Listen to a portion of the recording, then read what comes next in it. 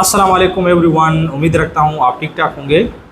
आज हम एक बहुत ही इम्पोर्टेंट टॉपिक को डिस्कस करेंगे जो हर अमेज़ॉन सेलर को इशू पेश आता है। इशू ये है कि अक्सर ज़्यादातर सेलर जब अमेज़ॉन पे काम करते हैं तो उनको स्टार्ट से ये रियलाइज़ नहीं होता, उनको पता नहीं होता कि ये जो मेरा प्रोडक्ट है इसमें मेरा प्रॉफिट मार्जिन क्या है।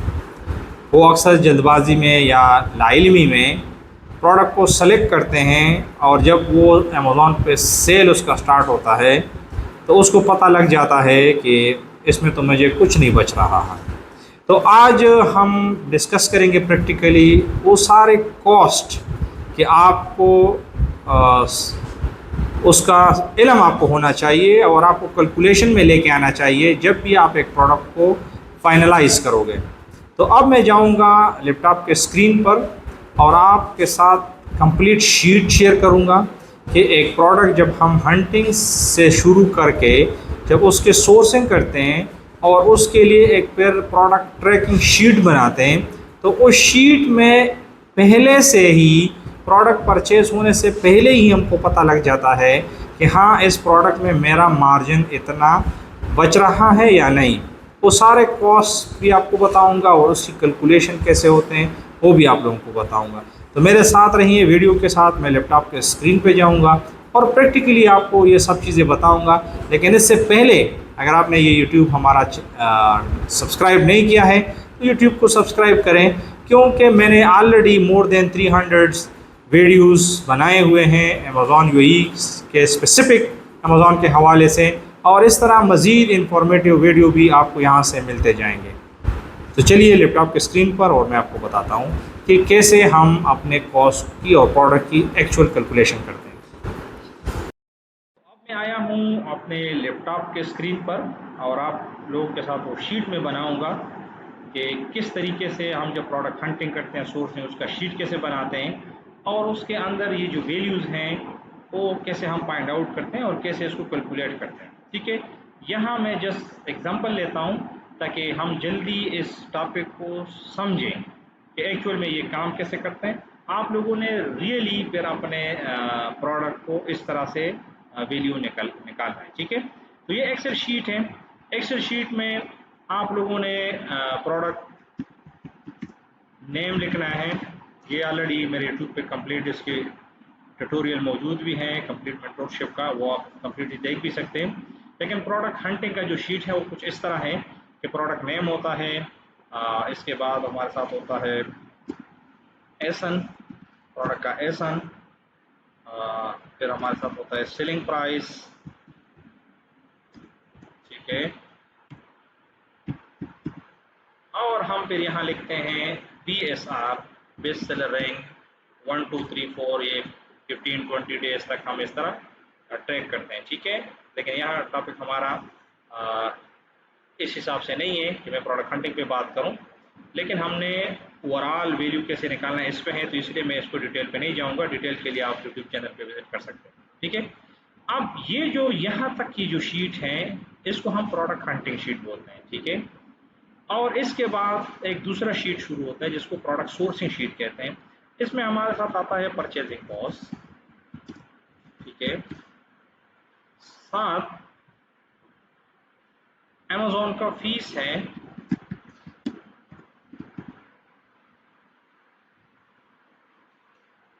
इस तरह हमारे साथ आता है शिपिंग कॉस्ट। ठीक है, इस तरह होता है वेट जो कि यूएई में 5% है। इस तरह हम एक और कॉलम लिखते हैं टोटल कॉस्ट, और साथ आता है प्रॉफिट एंड लॉस। ठीक है, ये एक्चुअल शीट है जो आप लोगों ने फिल करना है अपने प्रोडक्ट को फाइनलाइज करने के लिए। ठीक है, कि हमारा इसमें प्रॉफिट है कि नहीं। प्रोडक्ट जस्ट एग्जांपल के तौर पे हम ये ले रहे हैं, तो प्रोडक्ट का नेम हम लेते हैं कि चलो ABC कोई प्रोडक्ट है या टॉयज है या एनीथिंग है। ठीक है, एक टॉयज का प्रोडक्ट है। जिसका SNB से स्टार्ट हो रहा है और कोई प्रोडक्ट है, ठीक है, B0 समथिंग जो भी है आप फिर उसमें ऐड करें। और ये प्रोडक्ट जो है 100 दरहम पे या 99 दरहम पे सेल हो रहा है। उसकी जो सेलिंग प्राइस है जो अमेज़ॉन पे बिक रहा है वो 99 दरहम का है, ठीक है। BSR हमने चेक किया और BSR मतलब 100 है इसका, ठीक है। अब हम अलीबाबा पे गए, अलीबाबा पे हमने सोर्सिंग की कोशिश की, सप्लायर से बात किया। ये डिटेल ऑलरेडी बहुत सारा मौजूद है, अब मैं वीडियो को लेंथी नहीं करना चाहता कि अलीबाबा पे कैसे बात करते हैं। सोर्सिंग की कंप्लीट वीडियो मेरे यूट्यूब पे अवेलेबल है। लेकिन हमने अलीबाबा से पर गए, अपनी प्रोडक्ट के हिसाब से जो हमारा सप्लायर हैं अपने प्रोडक्ट के लिए वो ढूंढा, 3-4 सप्लायर से बात किया और उसमें हमने एक सप्लायर को अच्छा सा उससे बात की और हमको प्राइस मिला पर यूनिट कॉस्ट इस प्रोडक्ट का हमको मिला 25 दरहम, ठीक है।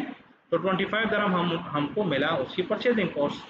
अमेज़ॉन फीस के लिए हम रेवेन्यू कैलकुलेटर का हिसाब करते हैं, ठीक है, कि हम रेवेन्यू कैलकुलेटर से ही अपनी अमेज़ॉन फीस को निकालते हैं, FBA के लिए भी FBM के लिए भी, ठीक है। FBA में हमारा रेवेन्यू कैलकुलेटर में मेन 3 चार्जेस होते हैं। एक रेफरल फीस होता है, एक फुलफिलमेंट कॉस्ट होता है और एक होता है स्टोरेज फीस, ठीक है। ये 3 जब जमा होते हैं तो उससे अमेज़ॉन का फीस निकलते हैं।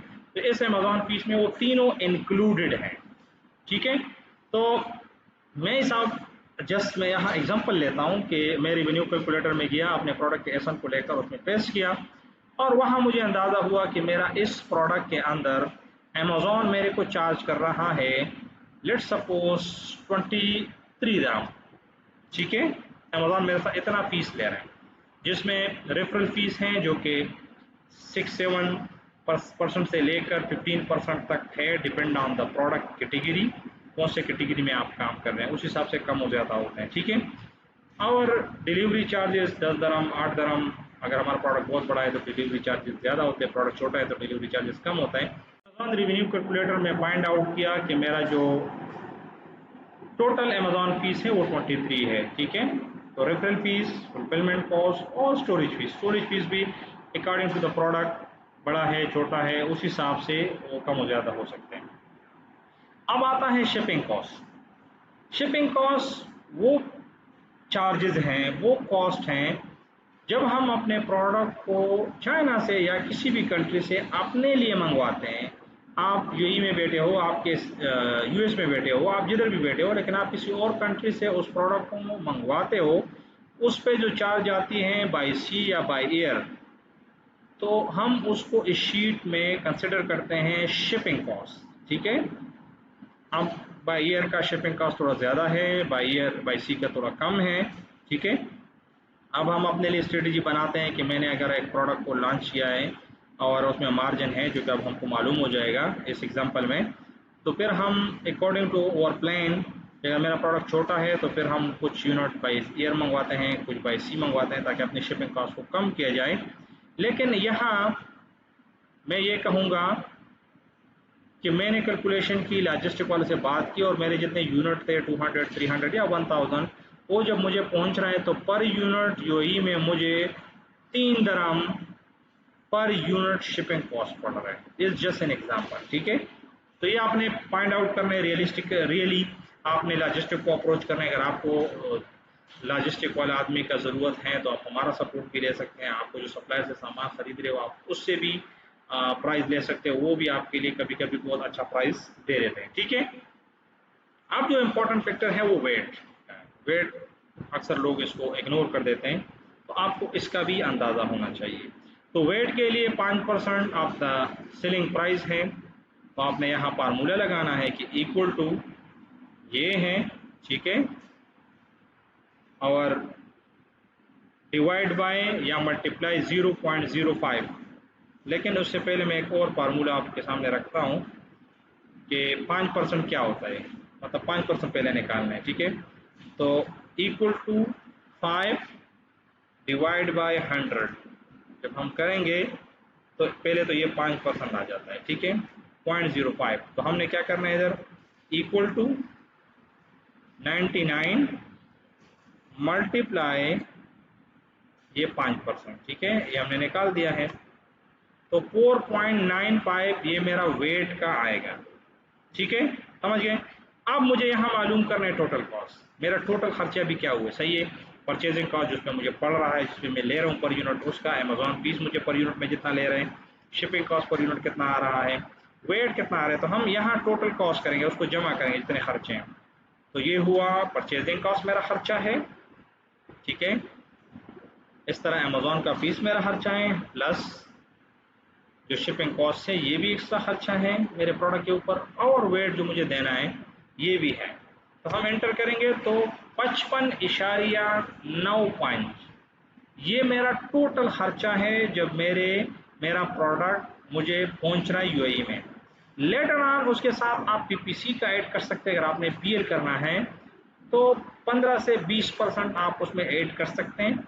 लेकिन इस टाइम पे इवन अगर आप पीएल भी कर रहे हैं और आपको इसी लेवल पे आ रहा है, हम मार्जिन अभी निकालना है, तो मैं आपको समझाऊंगा कि कैसे पीपीसी में उसको एडजस्ट करते हैं। अब टोटल कॉस्ट तो ये आया, ठीक है। प्रॉफिट एंड लॉस क्या होगा, प्रॉफिट एंड लॉस सीधा सिंपल उसका फार्मूला है कि इक्वल टू जितना पे ये सेल हो रहा है उससे माइनस करो अपने टोटल खर्चे। तो ये आया आपका 43%। ये तो मतलब बहुत ज़्यादा है, मतलब ऑलमोस्ट 75-80% मार्जिन है इस प्रोडक्ट में, ठीक है। और ये मैंने एग्जांपल के तौर पे लिया। तो इस केस में अगर आपका प्रोडक्ट के अंदर 25%, 20-25% मार्जिन आता है और आपने देखा है कि प्रोडक्ट अच्छा सेल हो रहा है, रेवेन्यू सेल्स उसका अच्छा है, कंपटीशन इतना ज़्यादा नहीं है और आपकी मार्जिन 25% से अबव है, then you can go for that one. अक्सर इसमें लोग गलती करते हैं, इसको एग्जैक्ट नहीं कैलकुलेट करते। ये मैं आपको बता दूं, अगर आपकी परचेजिंग कॉस्ट 25 है, कोशिश करें उसको 26 लिखें, एक तरफ ज़्यादा लिखें, अपने आप को खुशफहमी में ना रखें। 23 और मैदान का आ रहे तो आप 24 लिखें, शिपिंग कॉस्ट 3 आ रहे तो 4 लिख दें, वेट इतना आ रहा है तो उसके साथ 5 लिख दें, ठीक है। तो इसमें अगर आपकी कॉस्ट थोड़ा ज़्यादा लगाएंगे तो खुशफहमियाँ कम होंगी।